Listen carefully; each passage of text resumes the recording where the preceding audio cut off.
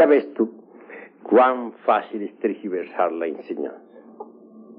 Tú lo haces con el corazón sencillo y sincero, pero después que tú digas eso, otro fulano la tergiversa un poquito más. Y el tercero sigue tergiversando más. Y cuando la enseñanza llegue a toda la América, ya se estará diciendo, Samael aún peor está contra las virtudes, no más virtudes. Así se tergiversa la enseñanza. Y así se ha tergiversado la enseñanza de todos los hermanos mayores que han ayudado a la humanidad. ¿Qué quedó del budismo? ¿Me puedes decir tú?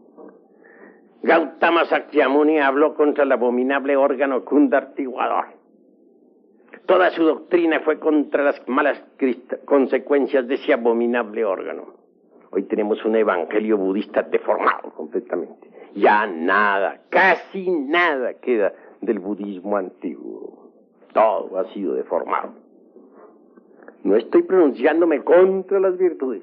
Claro. Debemos pensar correctamente. El agua es útil, es magnífica, es buena en el lavamanos, es buena en su recipiente, en el baño.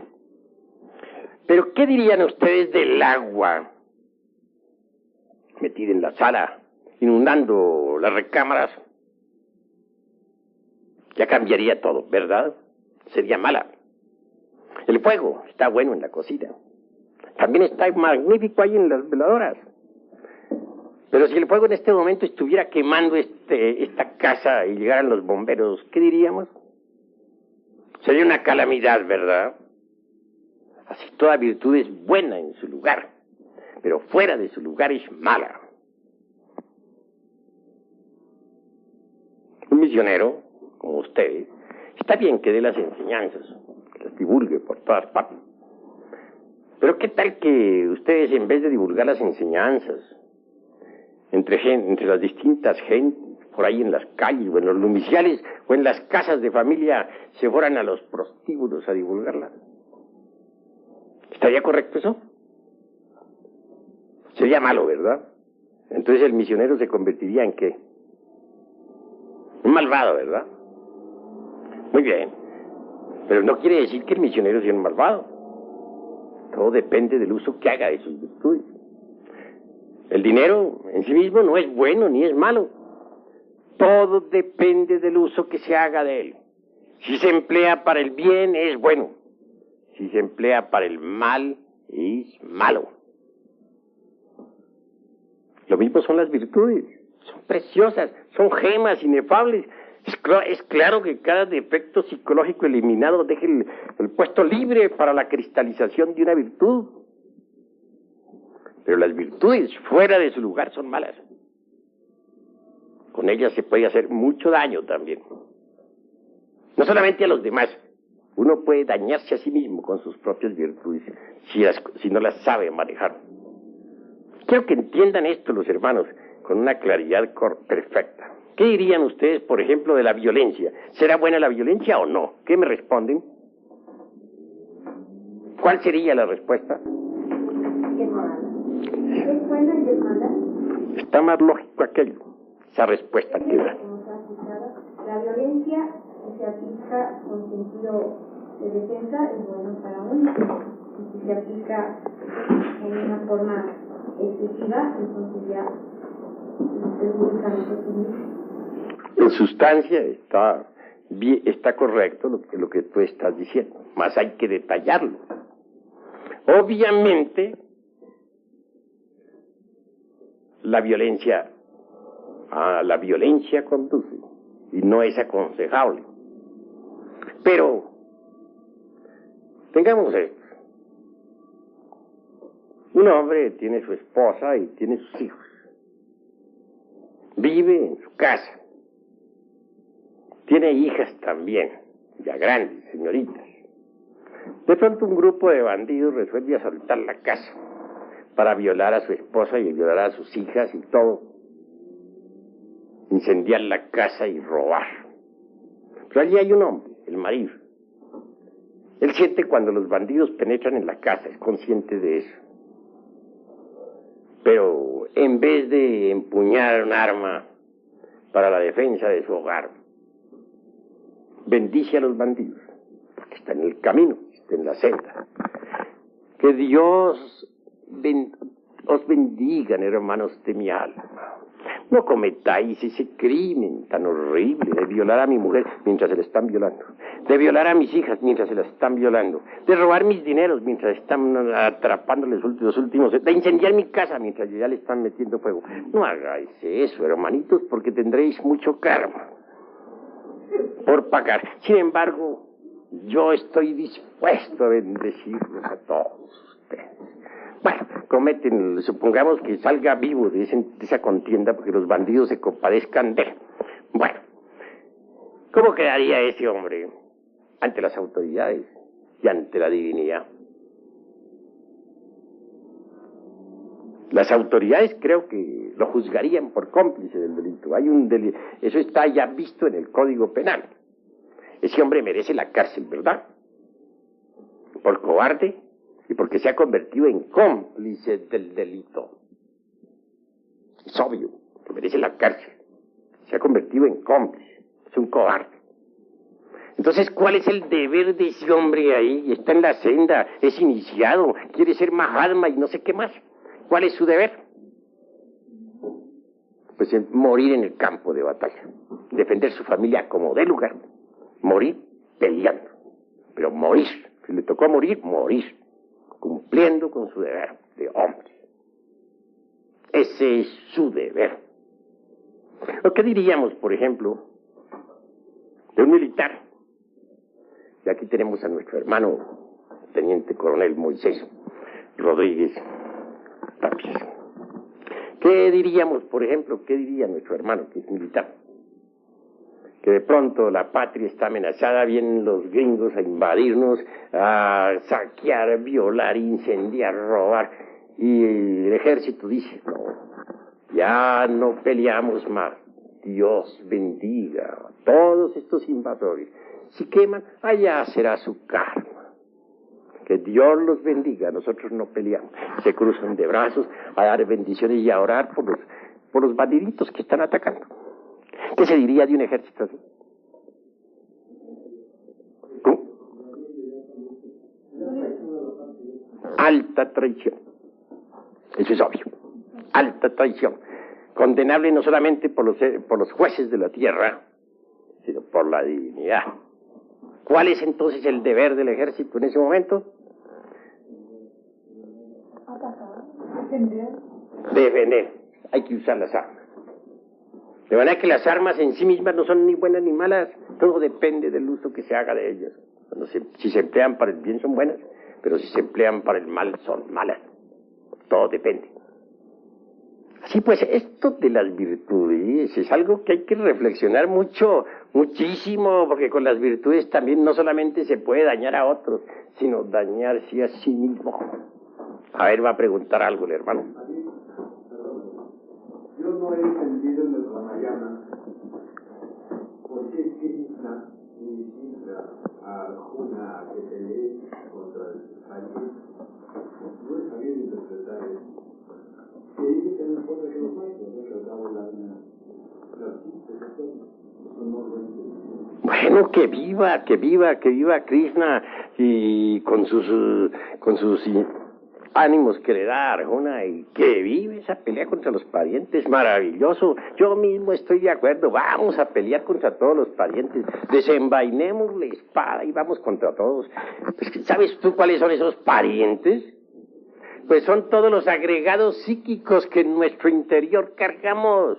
Contra ellos hay que pelear y muy duro, aunque nos duela. Son nuestros parientes, pero hay que darle chicharrón. Y ni modo.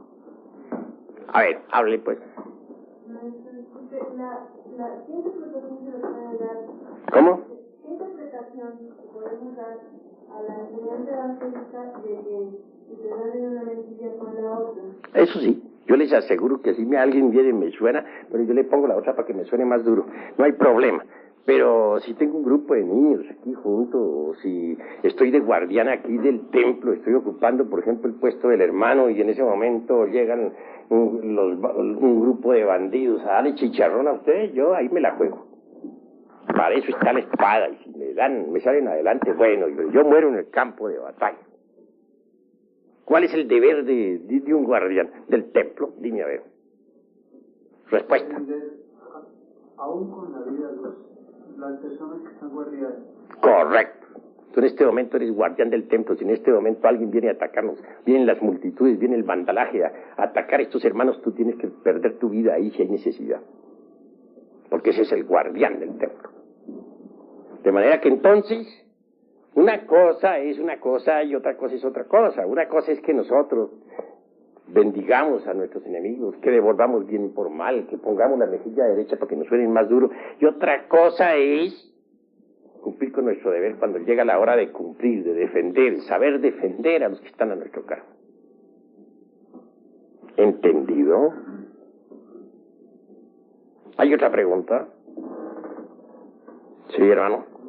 Hablando de las virtudes, se puede considerar que en muchos casos una virtud puede crear dependencia psicológica.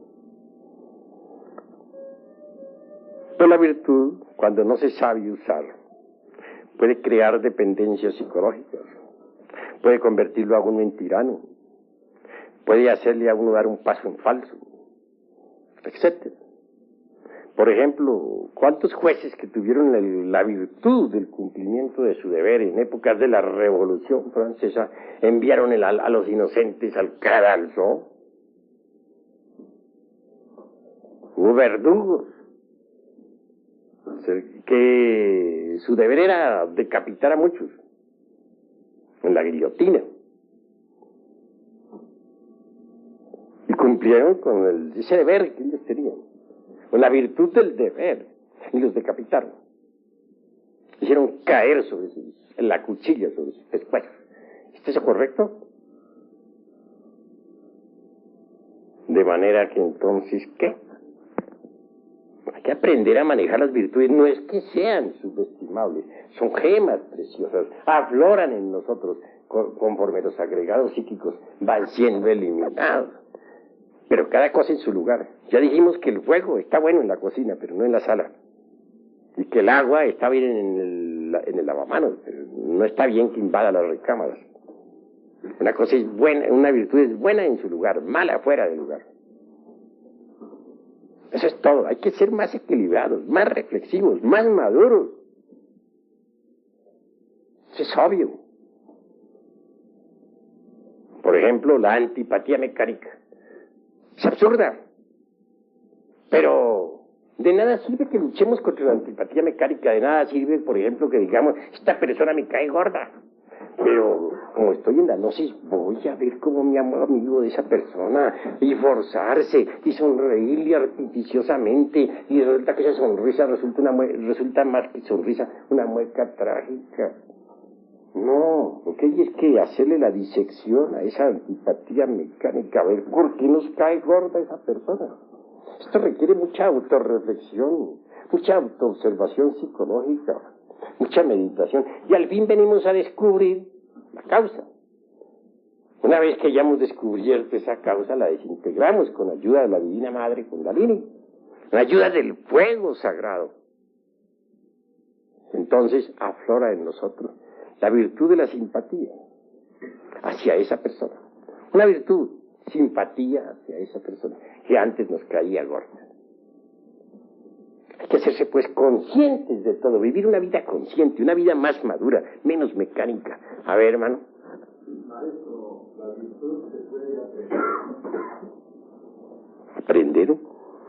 Pues hombre, jamás.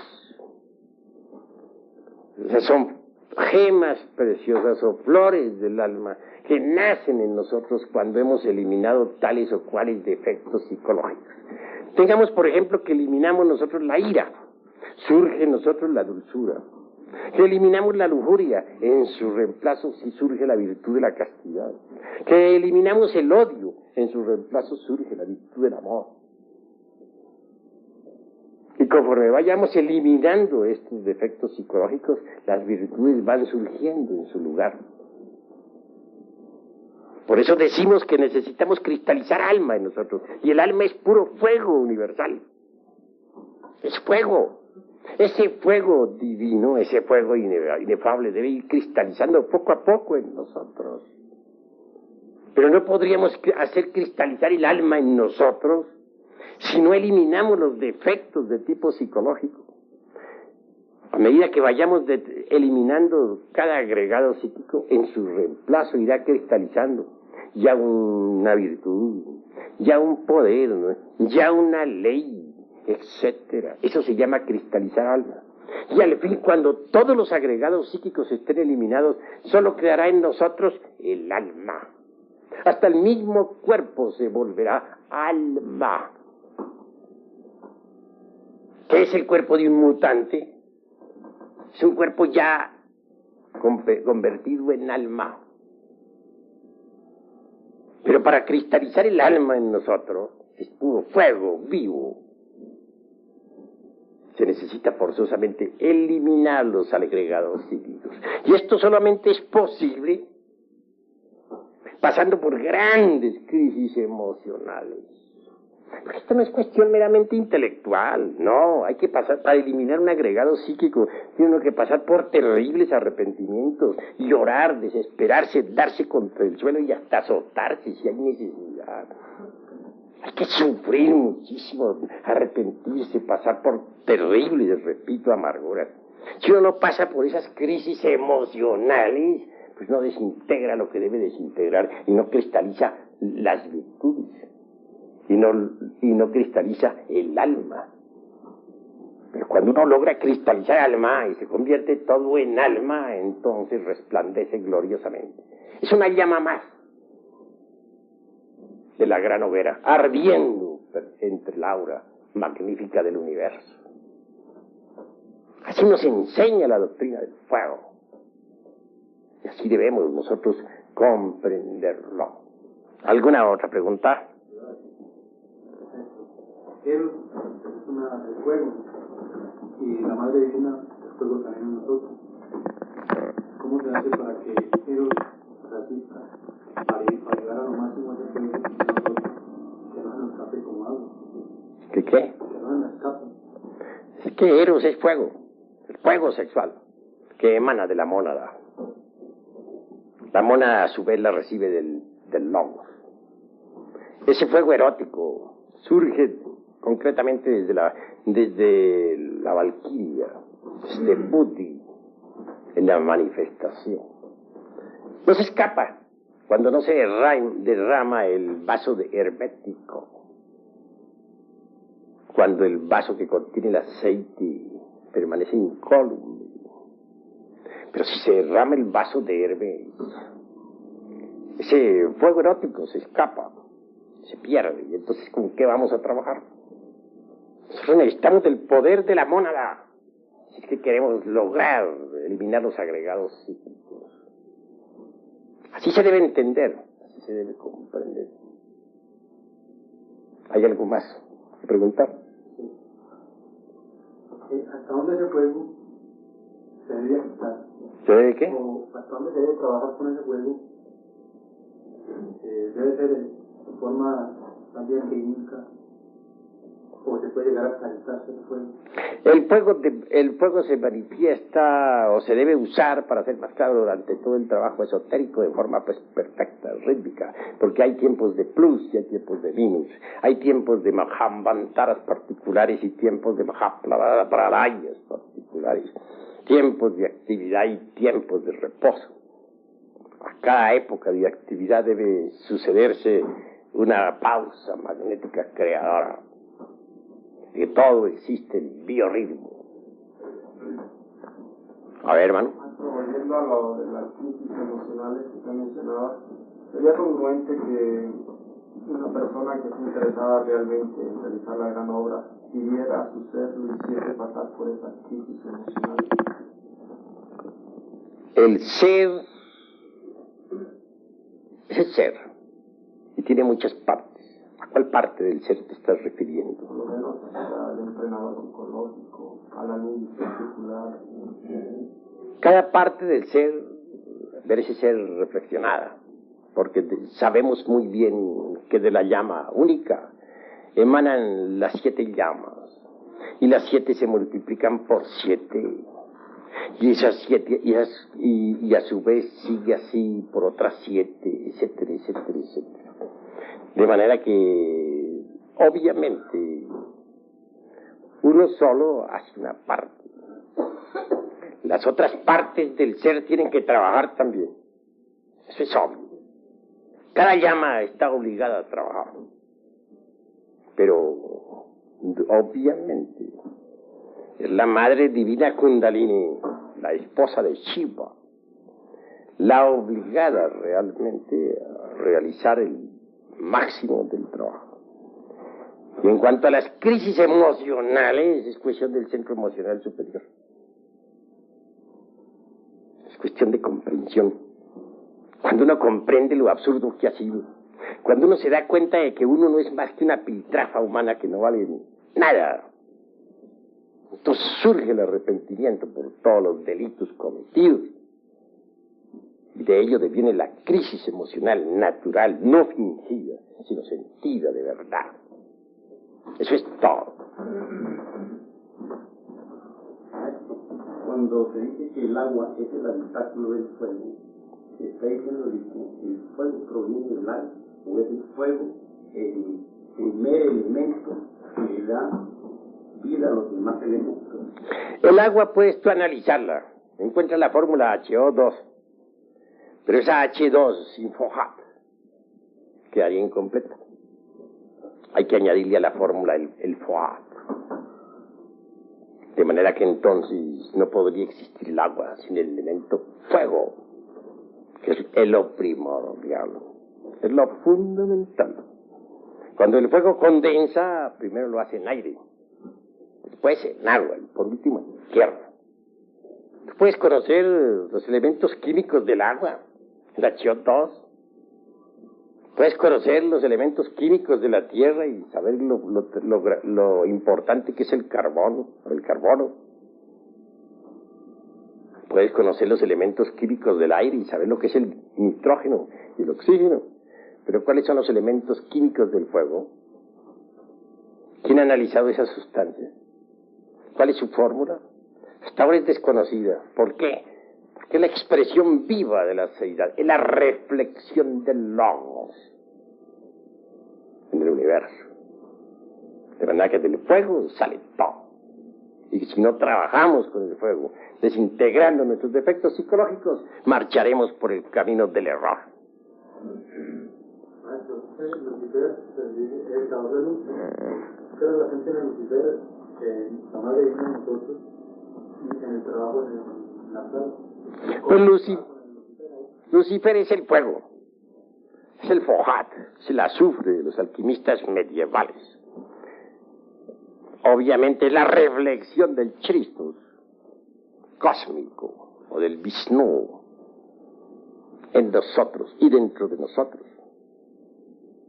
Indubitablemente él desciende hasta las profundidades de sí mismo, de nosotros mismos.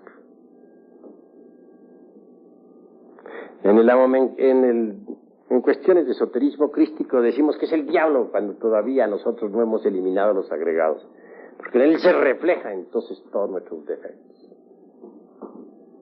Pero si nosotros desintegramos nuestros agregados psíquicos, él resplandece.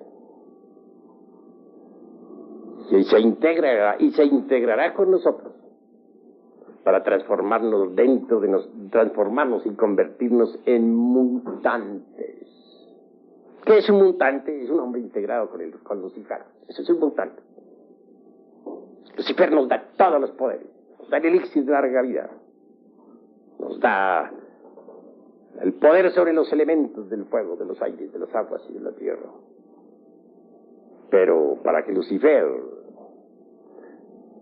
resplandezca en nosotros, se integre con nosotros, necesita primero ser blanqueado. Por eso dicen los alquimistas medievales: quema tus libros y blanquea el latón. Hay que blanquear el latón. Necesitamos blanquear al diablo. Cada uno de ustedes tiene el diablo, negro como el carbón, horrible. Necesitan blanquearlo. Y solamente lo pueden blanquear ustedes, cada uno de ustedes, desintegrando sus agregados psíquicos. El día que lo hagan, ustedes se integrarán con él y él con ustedes. y les entregará a él el tesoro escondido, el vellocino de oro, y les dará todos los poderes. Antes no es posible. ¿Comprendido? ¿Alguna otra palabra? Cuando el arrepentimiento no se debido a la necesidad de tomar una determinación respecto a un mismo que aparentemente puede ser mala, puede ser digno de llevar para comprender aquello de que hay obstáculos. Bueno, habla más claro, que no te estoy entendiendo. Barájamela más despacio, más claro, más despacio y más fuertemente. Cuando el arrepentimiento no surge, maestro, cualquier determinación que nosotros tomemos debido a la multiplicidad del ego para, digamos, para castigarnos como lo hacía San Antonio y San Francisco, es que aparentemente podría ser una maldad, nos puede ayudar en el camino de la autorrealización para eliminar determinados agregados. Bueno, en esto no hay dogmas. Esto lo que hay son inventarios, sumas y restas, multiplicaciones y divisiones. Hay que saber qué es lo que nos sobra y qué es lo que nos falta, sin dogmas. En primer lugar, lo que se necesita es saber si no surge el arrepentimiento en nosotros. Si verdad no surge es porque somos perversos. Porque cuando surge en nosotros es porque todavía no hay perversidad. Pero si no surge, somos demasiado malvados, demasiado perversos. Obviamente, mis queridos amigos, ¿qué hay en el arrepentimiento? Algunos lo traducen en una forma y otros en otra forma. Hay quienes dicen que es cambiar la forma de pensar y citan términos griegos y etcétera, etcétera, etcétera, y otras tantas hierbas. Perdónenseme la franqueza, pero no estoy de acuerdo con esas concepciones. Cuando uno en realidad de verdad se enfrenta a su propia mónada divinal, que emana del sagrado sol absoluto, y mira hacia abajo lo que tiene en el fondo y se da cuenta de todas sus barbaridades, hay arrepentimiento. Trabaja con arrepentimiento, pasa por las emociones, y pasa por las crisis emocionales.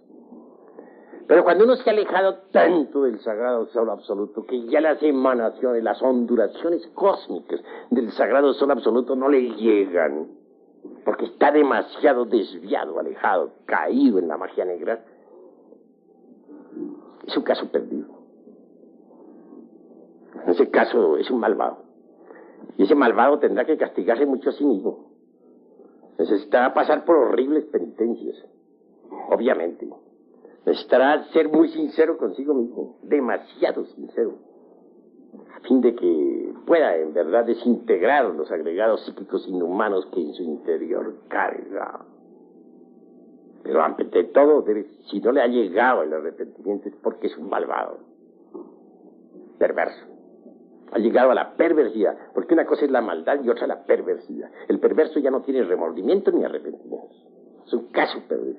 Ya no lo tocan las ondulaciones cósmicas del sagrado sol absoluto. Por eso no siente ni remordimiento ni arrepentimiento. Se vuelve cínico y se convierte en habitante del reino mineral sumergido. Ingresa en el mundo de 96 leyes. Eso es todo. Pero, ¿cómo hacer en ese caso para lograr que el que no tiene arrepentimiento se arrepienta? Repito, necesitará apelar a mucha fuerza de reflexión para analizar sus defectos psicológicos. Y hasta hacer ciertas penitencias rigurosas y disciplinarse, etc. Bueno, he dicho. ¿Alguna otra palabra?